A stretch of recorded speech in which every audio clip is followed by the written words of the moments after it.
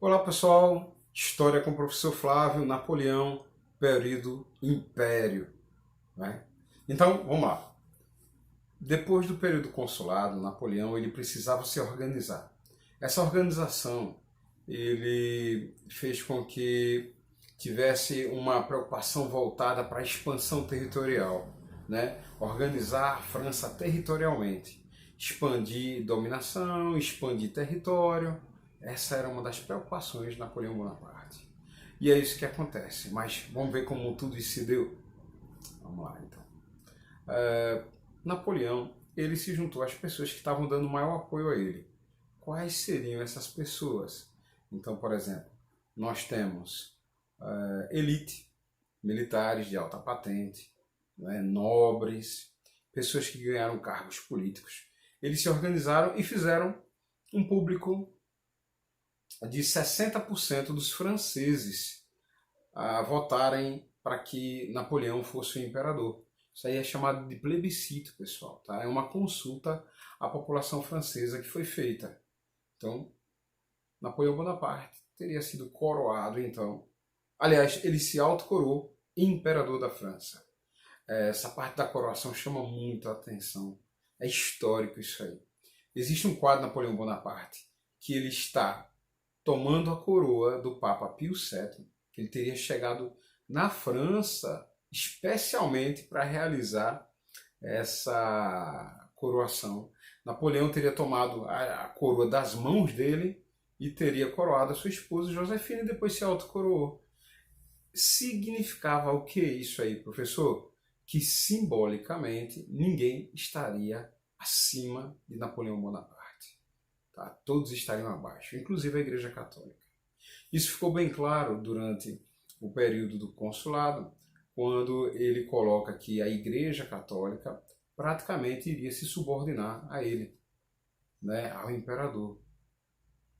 Bom, depois desse ponto aí, existia uma preocupação de Napoleão Bonaparte. Expandir o território.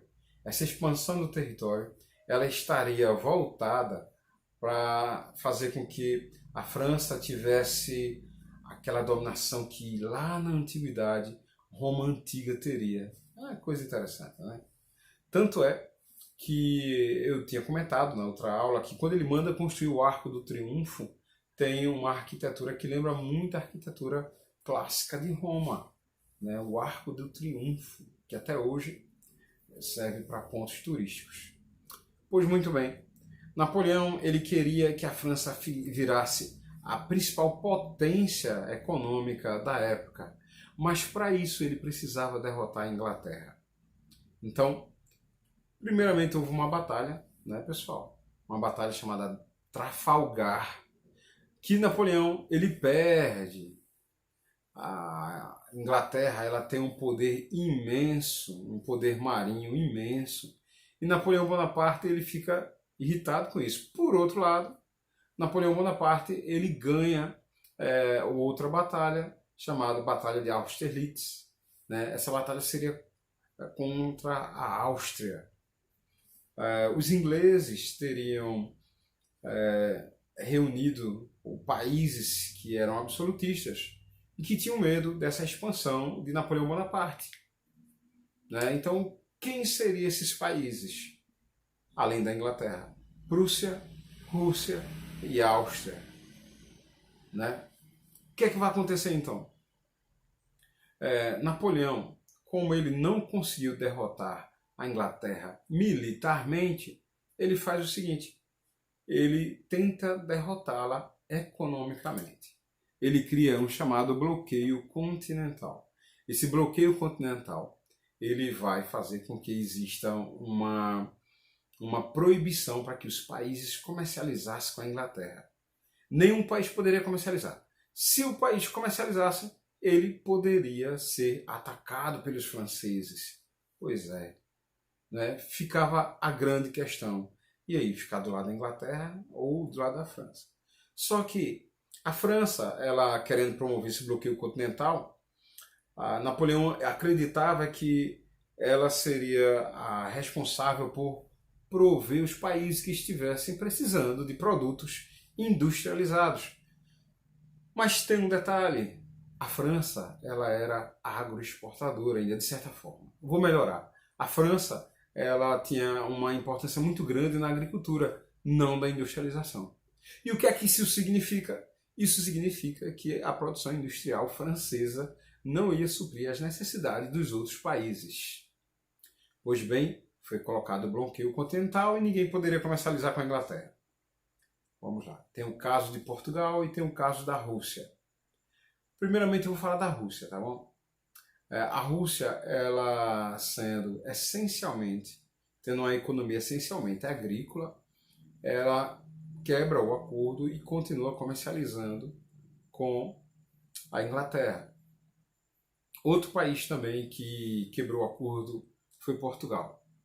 E eu vou explicar agora o que é que acontece, né?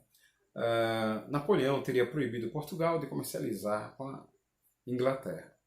E os portugueses, no caso Dom João VI, ele ficou numa situação delicada, porque ele não poderia deixar de comercializar com a Inglaterra, porque já existiam finanças, né, pendentes, existiam recursos que a coroa portuguesa sempre, quando necessitava, pedia à Inglaterra, né? E já tinha um comércio a longo prazo. Nesse meio tempo, Dom João ficava dizendo para Napoleão que não, realmente nós vamos continuar com você, França, não vamos mais realizar comércio com a Inglaterra. Tudo mentira. Né? Para vocês terem uma ideia, os ingleses já tinham conversado, né, com Portugal, com os portugueses há muito tempo, para que, em caso de invasão, os portugueses viessem aqui para o Brasil. E é isso que acontece. Tá? Então, Napoleão fica descobrindo que, de forma gradativa, que Dom João não está acatando as suas ordens de não comercializar com a Inglaterra e começa a invadir. Então, vai tropa francesa, vai tropa espanhola em direção a Portugal.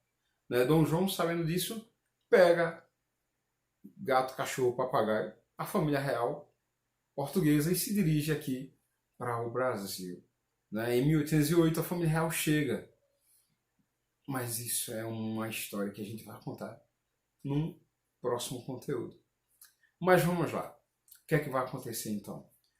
Lembra que eu falei que a Rússia também não teria acatado, não teria aceitado a imposição dos franceses de não comercializar com a Inglaterra?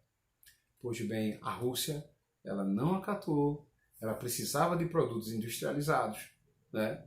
E Napoleão, vendo que ela, né, quebrou o contrato, marcha em direção à Rússia. Só o que é que acontece? Napoleão, ele não contava, pessoal, com o exército russo, as estratégias do exército russo, e também ele não contava com o general, o inverno, né, ali da Rússia. Então, os soldados franceses, cerca de 600 mil soldados, né, o maior exército da época, a maior força terrestre da época, estariam indo em direção à Rússia. Teriam chegado em Moscou, teriam dominado o Palácio do Kremlin, mas só que nesse deslocamento, nessa situação, o frio intenso, a neve intensa, muitos soldados franceses não suportaram, né? Tiveram muitas percas. Alguns historiadores falam que cerca de 40 mil soldados franceses sobreviveram a isso aí. Cerca de 60 mil soldados.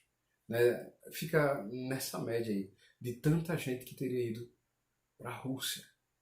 Né? Então, até hoje a pessoa tem que pensar muito bem, o país tem que pensar muito bem antes de ir lá para a Rússia.